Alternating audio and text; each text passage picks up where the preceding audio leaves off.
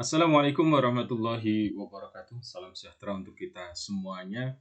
Nah, sahabat-sahabat, jumpa lagi di kelas kita ya, di mana kita akan belajar terkait sama gizi dan juga kesehatan anak usia dini.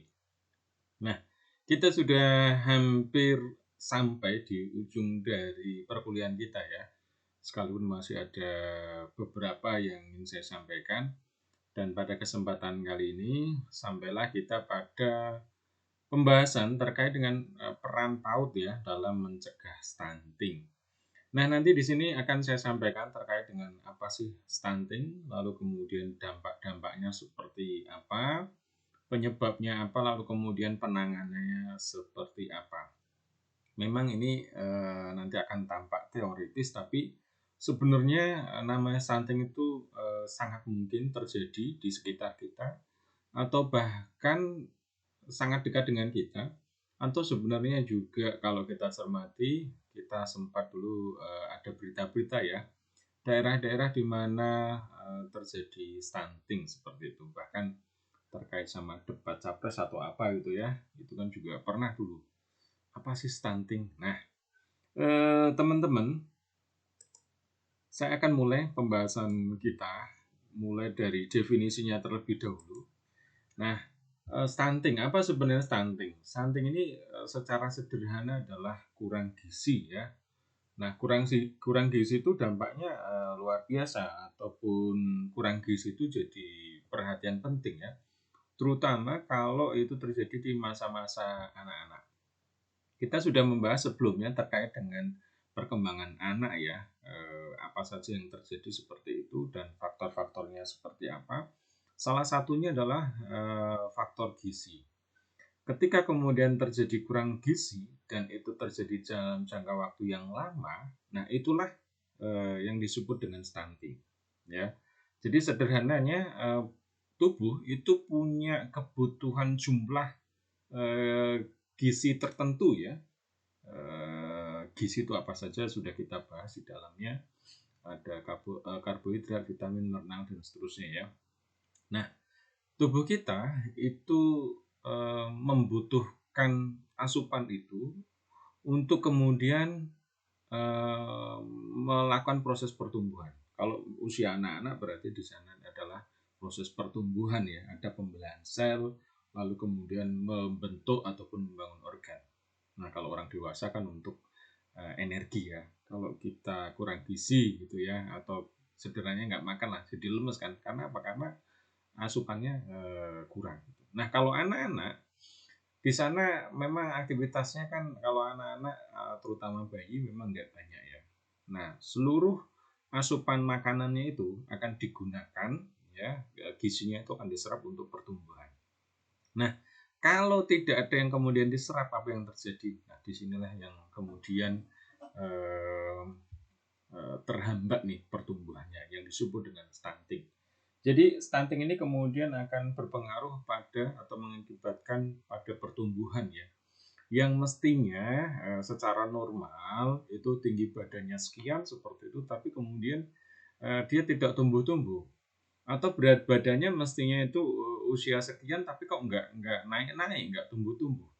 Nah, itu juga yang disebut dengan stunting. Sekalipun tidak semua yang kemudian istilahnya tubuhnya pendek-pendek gitu ya, mohon maaf nih, itu karena stunting. Bisa saja karena faktor genetik juga. Saya kan juga nggak tinggi-tinggi amat ya, itu karena udah genetik ya. Kita udah pelajari itu bagaimana kemudian pengaruh dari pertumbuhan atau perkembangan ya, dari genetik, lalu kemudian faktor bawaan, pertumbuhan ketika di dalam kandungan, atau kemudian juga setelah lahir ada gizi, pengasuhan, stimulasi, dan yang lainnya.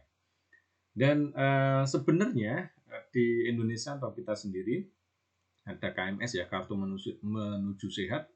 Biasanya di posyandu itu akan dicek, akan ditimbang berat badannya berapa, tinggi badannya berapa gitu ya, dan kemudian ada grafiknya.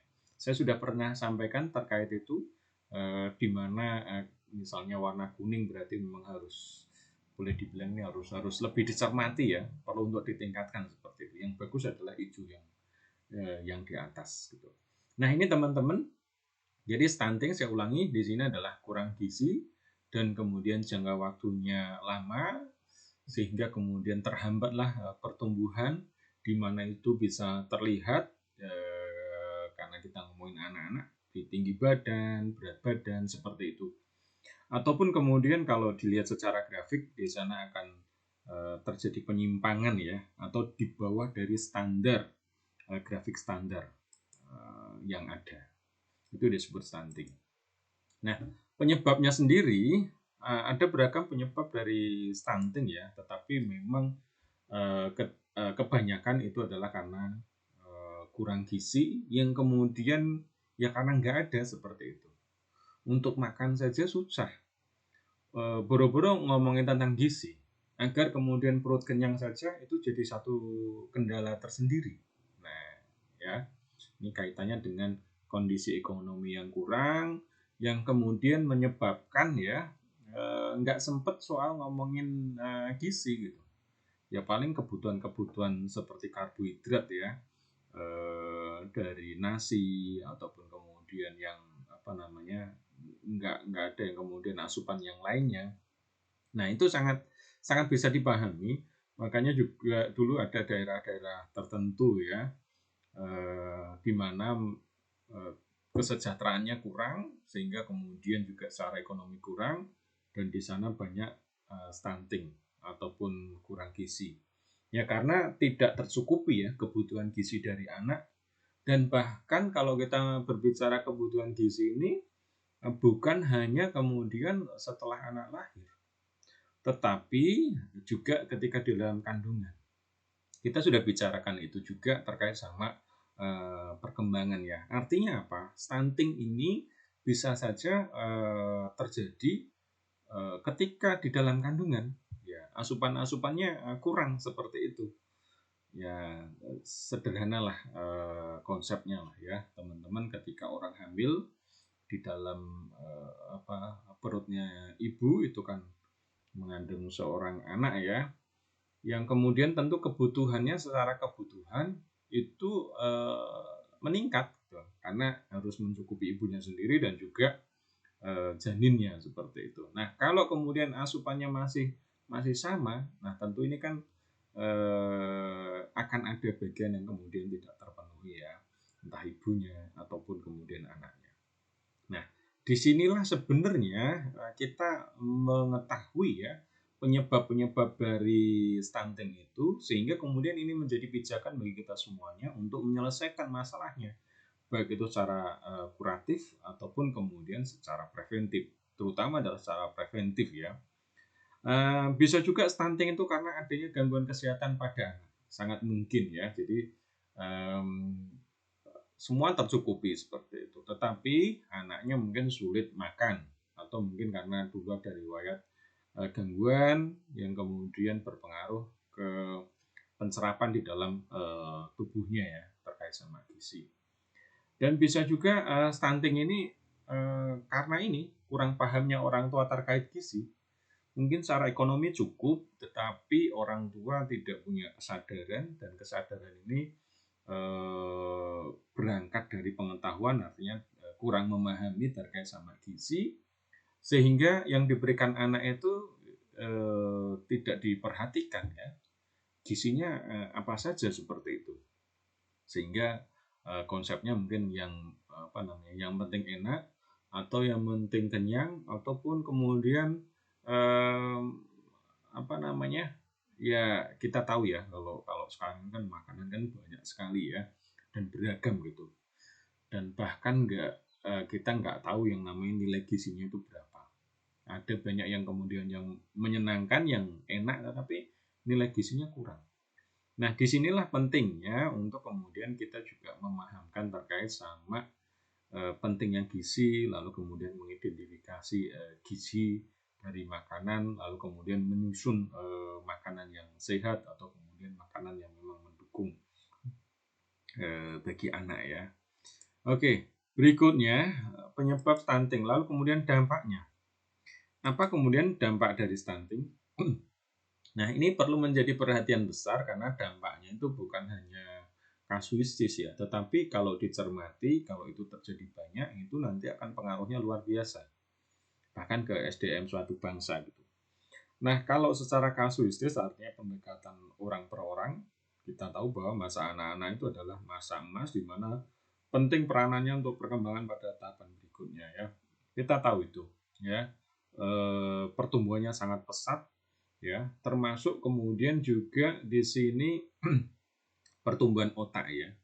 Ketika kemudian asupan untuk perkembangan otak itu kurang, nah tentu ini juga akan berpengaruh nih kaitannya sama kecerdasan ya.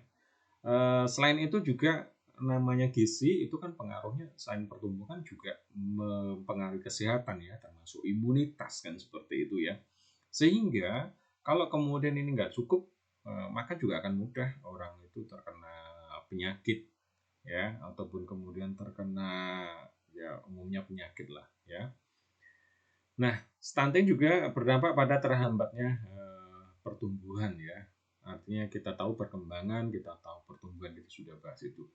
Nah, kalau kemudian itu terjadi dan jumlahnya banyak, nah ini yang kemudian memang treatmentnya tidak hanya orang per orang, tetapi perlu untuk kemudian ada program ya.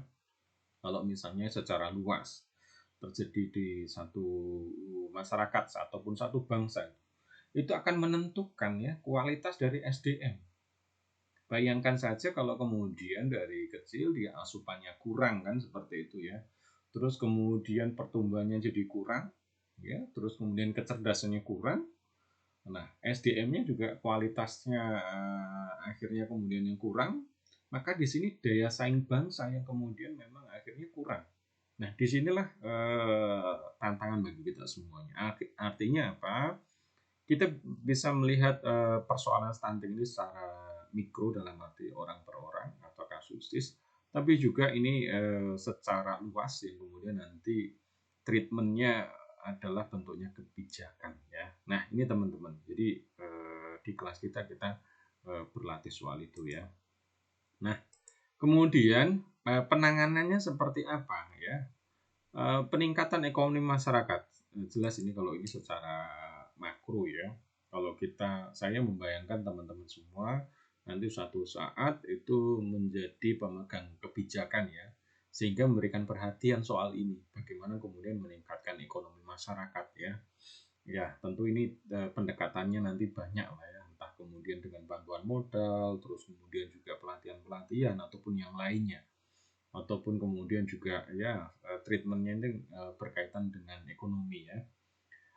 Bisa juga nih peningkatan layanan kesehatan, termasuk tadi karena kesadarannya kurang seperti itu, sehingga perlu nih agen-agen yang kemudian memberikan pelayanan, memberikan edukasi terkait dengan kesehatan itu sendiri gitu. Terutama kan misalnya kalau kita cermati ya, seberapa banyak orang kemudian ketika hamil itu mengecek kandungannya, lalu kemudian juga memeriksa perkembangan janin.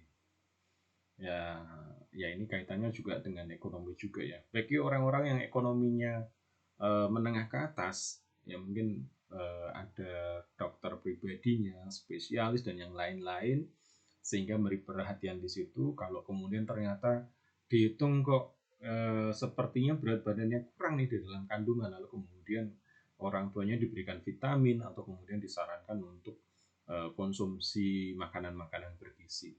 Tapi bagi orang-orang yang masyarakat menengah ke bawah, untuk datang seperti itu untuk tahu itu satu biaya tersendiri yang sangat mungkin itu jadi keberatan ya.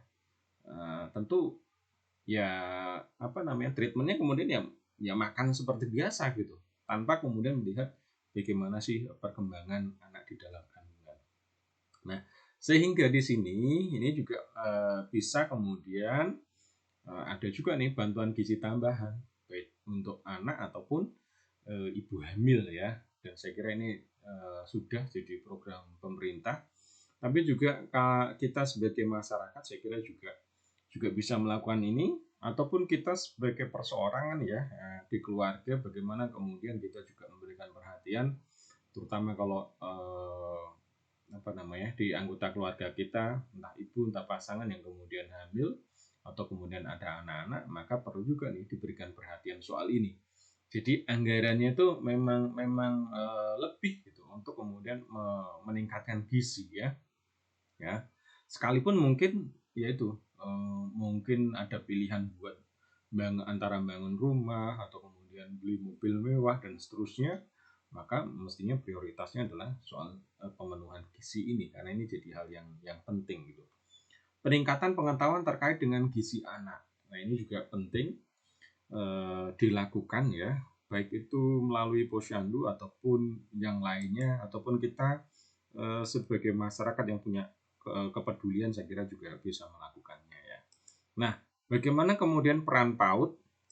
Nah, perannya adalah dalam memberikan edukasi tentang pentingnya gizi bagi anak. Bisa juga penyuluhan ini ya ke orang tua terkait dengan anak ya.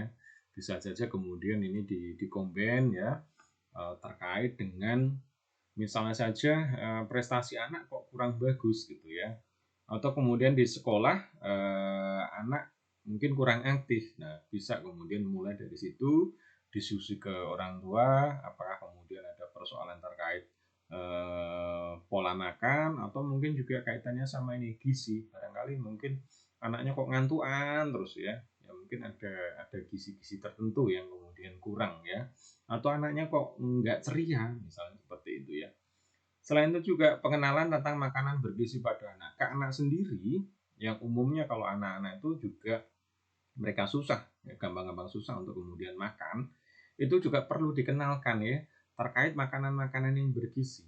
Nah, tentu ini jadi sarana yang menarik saya kira bagaimana kemudian anak-anak dikenalkan ya dengan menggambar atau kemudian dengan video atau kemudian dengan sarana yang lainnya sehingga kemudian anak tahu kandungan gizinya pentingnya buat perkembangan mereka apa buat kecerdasan mereka seperti apa gitu ya lalu kemudian dari mana saja mereka bisa mendapatkan gizi itu ya dan itu bisa menjadi dorongan buat mereka artinya kalau mereka katakanlah ingin pinter berarti harus konsumsi apa nih mereka harus semangat makan nih dan seterusnya ya. Nah syukur-syukur ada kemudian bantuan peningkatan gizi ya ini bisa kemudian ya menggalang dana seperti itu ya untuk kemudian meningkatkan gizi pada anak-anak ya atau kemudian juga bisa juga misalnya di sekolah-sekolah itu kan ada program yang ada snack buat anak seperti itu ya yang biasanya ya. Nah itu juga bisa diagendakan seperti itu, di mana kemudian untuk snacknya ini tentu memperhatikan gizi ya, gizi dari yang dibutuhkan oleh anak. Atau kemudian juga bisa bikin acara makan bersama ya dengan anak-anak gitu ya. Artinya membawa makan bersama yang dimana kemudian juga sekaligus itu menumbuhkan kesadaran akan gizi bukan hanya sekedar menuruti enak nggak enak atau suka nggak suka tetapi juga apa sih pentingnya buat perkembangan apa sih pentingnya buat tubuh seperti itu. Nah lebih baik mencegah. Nah tentu mencegah itu akan lebih baik ya sebagaimana pepatah mencegah lebih baik daripada mengobati. Kalau sudah terlanjur stunting ya untuk mengangkat kembali itu kan satu tantangan yang besar ya yang luar biasa. Ya bayangannya kalau orang sudah sangat terlalu kurus lah ini ekstrimnya ya untuk kemudian bisa ini kan bisa normal kembali itu kan supportnya tantangannya kan luar biasa ya. Apalagi kalau ini kaitannya sama kita ngomong pertumbuhan ataupun perkembangan di mana namanya pertumbuhan atau perkembangan itu nggak bisa balik lagi kan seperti itu ya. Kalau orang udah kayak sederhananya gambarnya gini lah. Kalau kita udah dewasa lalu kemudian ya rambut kita semakin memutih, nggak bisa balik hitam lagi. Gitu. Nah kalau kemudian eh, pertumbuhan anaknya itu jadi terhambat lalu kemudian berpengaruh ke perkembangan otak Nah, di sini kan jadi apa namanya? Jadi tantangan tersendiri ya. Nggak bisa kemudian balik lagi. Nah, disitulah lebih baik untuk kemudian kita melakukan pencegahan. Dengan cara apa? Membangun nih kesadaran-kesadaran tentang gizi seimbang, gizi yang penting yang dibutuhkan oleh anak. Terkait sama gizi seimbang ini kita sudah bahas di pertemuan yang sebelumnya ya. Terus kemudian juga jangan sampai terjadi kekurangan gizi. Ya, kita juga harus tahu kebutuhan dari anak ya per usia itu apa saja gitu. Terus kemudian asupan yang dibutuhkan apa, lalu kemudian gizinya seperti apa gitu ya. Dan pada masyarakat perlu ditanamkan prioritas pada pemenuhan kebutuhan dasar anak dibanding gengsi. Nah ini budaya apa namanya di masyarakat tertentu itu kadang lebih ingin dilihat orang mungkin katakanlah kelihatan mentereng dan seterusnya.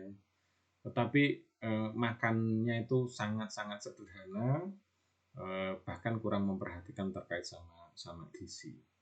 Tapi juga ada orang-orang tertentu yang prioritas gizi anak itu harus tercukupi ya. Kalau kemudian gizi anak, pendidikan dan seterusnya kaitannya sama mencerdaskan, memastikan bahwa anak ini bagus perkembangan pertumbuhannya dan kecerdasannya. Baru kemudian setelah itu baru mereka berpikir untuk mungkin bangun rumah atau beli mobil mewah dan seterusnya. Maka ini juga perlu disosialisasikan ke masyarakat ya. Daripada nanti kalau kemudian dia menjadi besar, lalu kemudian kecerdasannya itu tidak optimal, justru nanti akan menjadi beban. Karena apa? Kalau kemudian sudah lulus dari sekolah, kemudian tidak bisa melanjutkan, misalnya ekstrimnya ini ya, lalu kemudian tidak punya skill, tidak menguasai skill khusus, ya akhirnya akan menjadi beban lagi, ya beban ke orang tua. Nah, alangkah lebih bagus kalau kemudian memang ini ibaratkan tanaman seperti itu ya, ya ini dicukupi pupuknya, dicukupi terkait sama airnya dan seterusnya sehingga tanaman itu bisa atau pohon itu bisa semakin besar dan kemudian ketika sudah besar dia akan bisa berbuah menghasilkan dan itu tentu akan menyenangkan daripada kemudian ternyata ketika masa pertumbuhan itu diirit-irit gitu ya terus kemudian kurang bahkan waktunya besar malah nggak besar yang lainnya menghasilkan malah dia yang nggak menghasilkan tentu ini sangat disayangkan sekali mudah-mudahan kita tercegah dari hal yang demikian ya. Nah itu teman-teman semuanya kaitannya dengan peran PAUD dalam mencegah stunting saya kira ada banyak peran yang bisa diekspor terkait dengan pendidikan anak usia dini ini ya. Saya menyoroti di sini kaitannya dengan saya membayangkan di satu sekolah apa yang dilakukan ke anak, ke orang tua seperti itu. Saya kira kalau ini secara komunitas misalnya ya, saya kira bisa pendekatannya. Artinya komunitas PAUD mungkin satu wilayah ataupun kemudian satu kabupaten, kota dan seterusnya, saya kira bisa memberikan treatment yang lebih ya kalau kemudian bekerja sama bareng-bareng gitu ya termasuk kaitannya sama data mungkin data dari siswanya bagaimana kemudian pertumbuhan siswa bagaimana kemudian yang dibutuhkan mungkin bisa bikin program bersama atau kemudian saling membantu dan yang lainnya demikian teman-teman mudah-mudahan bermanfaat terima kasih saya ingatkan untuk like, comment, and share dan juga subscribe terima kasih assalamualaikum warahmatullahi wabarakatuh